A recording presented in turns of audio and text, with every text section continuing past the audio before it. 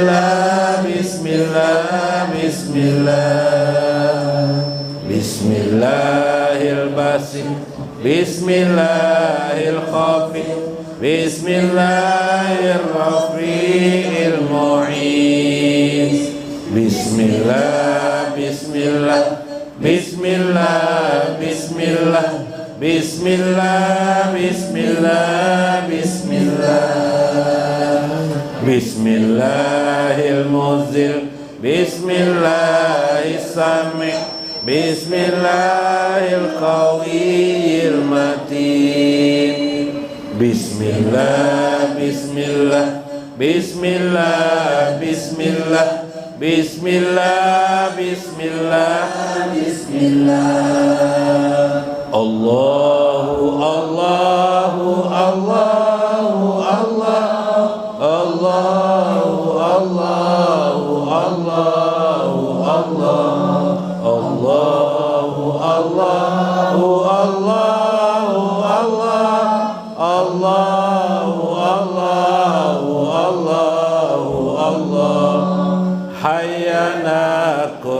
sifat Allah hayanarif wahdaniyatan Allah wujud kidam bako mukhalafatul lil hawadisi qiyamu bi nafsihi wahdaniyah qudrah iradah ilmun hayyun sama basar kalamun qadiran muridan aliman hayyan sami'an basyiran mutakalliman subhanallah walhamdulillah wala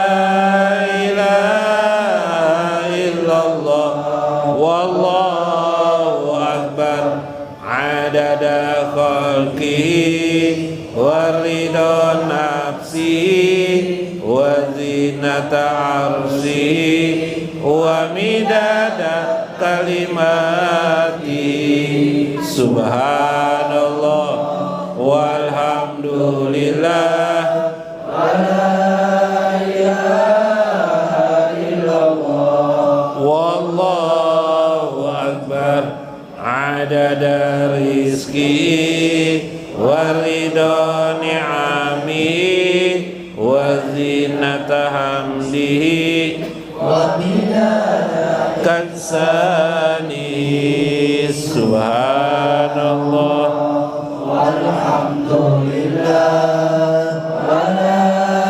ilaha illallah wallahu akbar sholli wa sallim wa barik ala sayyidina Muhammadin wa ala alihi wa sahbihi ajmain ila hadratin Nabi Mustafa Rasulillah sallallahu alaihi wasallam sayullahul Fatihah bismillahil malikil qudusis salam bismillahil azizil hakim wassalatu wassalam ala sayyidina wa nabiyina Muhammad wa ala alihi wa sahbihi ajmain.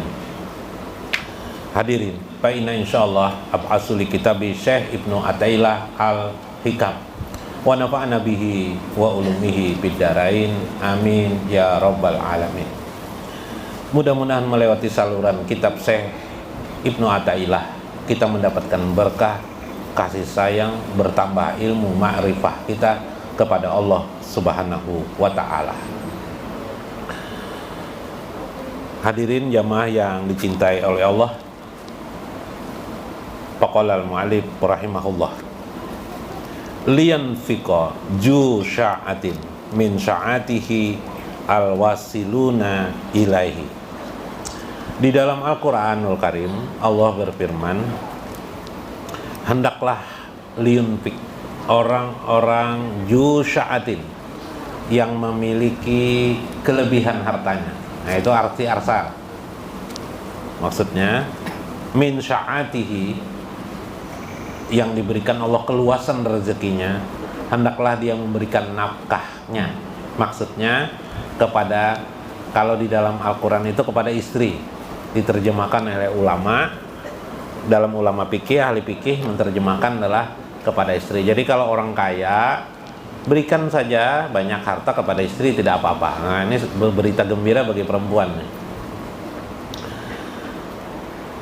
Boleh lebih kepada istri dari yang sepatutnya. Tetapi kalau tidak mampu, lain lagi, jangan dipaksakan. Itu kalau lebihnya. Tetapi Syekh Ibnu Athaillah pada hari ini beliau mengaitkan ayat ini bukan hanya urusan itu, urusan rumah tangga lain, tetapi dalam kehidupan sehari-hari. Yakni yang dimaksud kata beliau al-wasiluna ilaihi wa man qudira alaihi rizquhu as-sairuna ilaihi. Adapun orang-orang yang sedikit kemampuannya, maka hendaklah dia mengeluarkan semampu bagian yang sedikit, itulah dia keluarkan. Nah itu Itulah yang disebut dengan as-sairin, yaitu orang-orang yang as-sairin. Apa yang dimaksud itu oleh itu? Haja isyaratun malihatun ila halil fariqaini. Dua hal golongan yang terjadi perbedaan manusia, yaitu orang al-wasilun, orang yang sampai kepada Allah, dan orang yang belum sampai kepada Allah, as-salikun, yaitu orang-orang yang masih mengejar mencari Allah atau ingin mengetahui tentang Allah. Perbedaan itu seperti maksud ayat tadi, yaitu orang yang jusya'atin, yang memiliki keluasan, dan orang yang sedikit kemampuan, kudira alaihi, kudrah, yang dia itu kemampuannya sedikit. Yaitu perbedaan orang yang ma'rifah dengan orang yang belum ma'rifah. Apa itu? Falwasiluna ilallahi ta'ala lamma kharaja min sizni ru'yatil aghyar ila qada'i tauhid. Orang yang sampai itu, kata Syekh Ibnu Athaillah, adalah orang yang dia bisa melihat dunia ini, akwan ini, dunia ini adalah akwan atau aghyar yang berubah macam-macam, hanyalah tipuan-tipuan saja. Dia bisa mengerti tentang yang sesungguhnya di balik itu. Ila qada'i tauhid, sehingga dia bisa menetapkan pokok tentang ketetapan Allah secara tauhid. Nah, kayak apa tuh secara tauhid? Ulun berikan contoh. Ini orang al-wasilun lah, orang yang sampai. Dia sudah bisa melihat sesuatu alam semesta ini, berarti termasuk kehidupan sehari-hari. Di balik dari yang lahir, bukan yang lahir itu. Kalau kita melihat yang lahir. Nah, contoh beda kita dengan mereka. Pian melihat ini apa? Aqua, kalau lah. Nah, aqua ya sudah. Aqua selesai ya kalau dah. Nah, itu paling air aja sudah ya. Habis selesai dah. Ini membuktikan kita tertipu oleh dunia saja. Akhirnya tidak berfaedah apa-apa bagi kita. Tapi orang al-wasilun melihat ini, air ini bisa jamal keindahan Allah. Terima kasih ya Allah, memberi kemampuan kepada manusia mengemas dalam botol. Engkau menyediakan air yang sangat jernih. Engkau menyediakan akal yang bagus kepada manusia sehingga bisa menciptakan demikian. Maha suci engkau ya. Berisi enggak maha sucinya? Berisi sudah. Bukan sekadar di mulut itu subhanallah, subhanallah, subhanallah, tidak kan? Oh, 100 kali, 1000 subhanallah, subhanallah, subhanallah. Berisi, tapi isinya enggak ada. Kecuali kalimat subhanallah. Makanya akhirnya ada yang mengkritik di setelnya, no, orang berzikir subhanallah lah atau la ilaha illallah, setelnya dirinya ndak ikut berzikir, suaranya itu ja. Atau mungkin waktu anak-anak ada orang sholat di radio, nyala ikuti radionya, pegang aja radionya, seolah-olah kita sudah sembahyang dengan memegang radio. Karena orang sembahyang itu kan pembacaan, jadi sudah pembacaan itu berarti sama aja dengan sembahyang. Nah, seperti itu kan. Nah, ini keadaan-keadaan seperti itu kita jadi. Maka dunia itu menjadi sesuatu yang sifatnya melupakan kita dengan Allah. Tapi orang al-wasilun, orang yang sampai kepada Allah, itu adalah orang yang justru dunia ini mengingatkannya kepada Allah subhanahu wa ta'ala. Zikir terus enggak dia? Melihat itu, zikir. Bisa jatuhnya zikir roh, bisa jatuhnya zikir nafsi, zikir diri, zikir nafsi bisa, zikir diri bisa, zikir roh bisa jatuh kepada zikir kolbi. Bila tergambar tentang kebesaran dan keindahan Allah, zikirnya zikir hati. Bila tergambar tentang sifat-sifat Allah, zikirnya adalah zikir roh. Bila terpoin saja, dia zikirnya adalah zikir nafsi. Bila melihat Allah begitu dekat hadir di kehidupan ini, di suatu benda, ada Allah, maksudnya tanda kebesaran Allah. Maka kita akan terus-menerus merasakan, melihat kebesaran Allah. Itulah yang dimaksud oleh Syekh silun, orang yang sampai kepada Allah. Nah, mudah-mudahan ya kita sampai situlah. Sehingga tetaplah di hatinya kamal istibsari, melihatlah dia tentang apa sesungguhnya Allah itu. Jadi yang dibicarakan bukan zat masih, tapi dibicara tentang keberadaan eksistensi keberadaan Allah Subhanahu wa taala dalam hidup. Kau merasakan itulah, mudah-mudahan kau. Karena ini soal perasaan. Maka dengan cara pandang al-wasilun ini, pastilah al-wasilun tidak terpengaruh lagi. Melihat perempuan cantik atau tidak cantik sama saja baginya. Semuanya indah di sisi Allah. Bisa aja melihat perempuan itu baginya adalah tergambar padanya jabar qahar Allah. Bisa. Bisa, tergantung dari balik mana dia memandang. Kalau kita nang awam melihat perempuan, wah lumayan nih ya.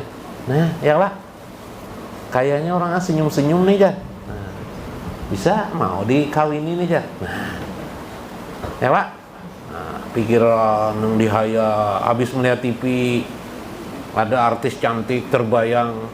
Misalnya siapakah artis itu, Luna Maya kah? Siapa Bib ini cantik-cantik itu Bib ini? Siapa bro? Nah, terbayang-bayang andaikan dia jadi istriku, itu terbayang. Nah, itu kan pandangan dunia, dunia jahir itulah yang disebut dengan johir. Makanya kenapa kalau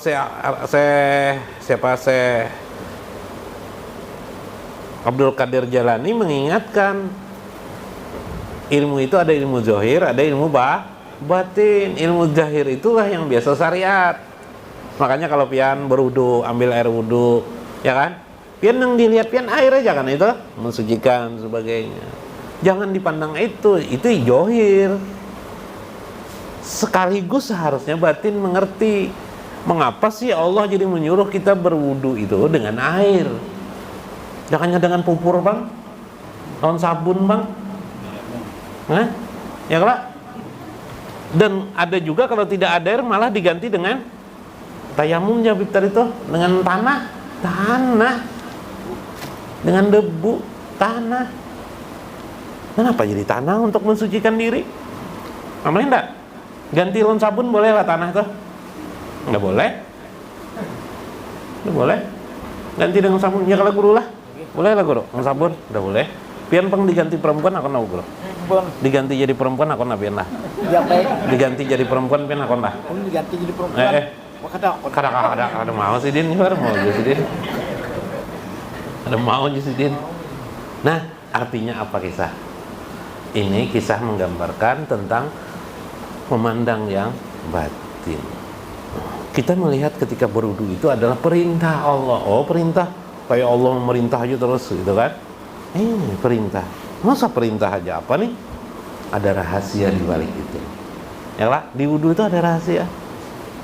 Tubuh pian ini dari mana? Dari tanah. Itu asal kejadian. Ada kan kisah? Kita ini dari tanah aja. Kalau iblis tuh masuk neraka jadi masalah aja. Kenapa jadi masalah? Ini dari api juga aja. Masukkan iblis masuk ke neraka, rupa paenya aja. Ya Pak? Coba kita dari tanah. Masukkan dalam tanah, ona biar. Hah? Sakit kada? Menyesal kada? Menyesal. Salah kejadian lah. Pian dari mana? Ayo, dari Abah Mama. Johir kalau dah? Tetes air enggak? Air. Dari air apa? Air mani. Pak, percayalah pian dari air mani. Aneh lah. Ini keajaiban Allah. Jadi fikih itu adalah menjadi taswir kebesaran. Taswir itu gambaran kebesaran, keagungan Allah Subhanahu wa taala. Itulah yang disebut dengan orang yang disebut dengan mubsirah. Orang yang basirah, sudah memahami, memandang menggunakan basirah, hati nuraninya. Bahasa lainnya adalah mata pandangan ruh dirinya. Fanfaku min sya'atihim wa tasrafu fi awalihim Maka seyogyanya lah, kata Syekh Ibnu Athaillah, orang-orang seperti itu mengajarkan kepada orang lain. Nah, pian-pian yang sudah tahu ini, ajarkan ilmu ma'rifatullah ini kepada orang. Sedikit yang tahu, jika tidak bisa seperti itu, wa man qudira alaihi rizquhu as-sairuna ilaihi. Kalau kita tidak mampu menyampaikan secara banyak, sampaikan sedikit demi sedikit kepada orang di sekeliling, sekedar kemampuan kita. Ingat akan ada orang di kampung meninggal, jawil kawan. Nah, siapa tuh? Kawanan kita di kampung meninggalan lah. Kita nih setumat lagi nih, ya lah. Nah, bisa parak juga nih. Nah, jadi apa aja? Oke, itu kita jari-jari kawan, kita habiskan. Itu senang-senang dulu jar. Oh, sampai itu utang Tuhan mong kita aja.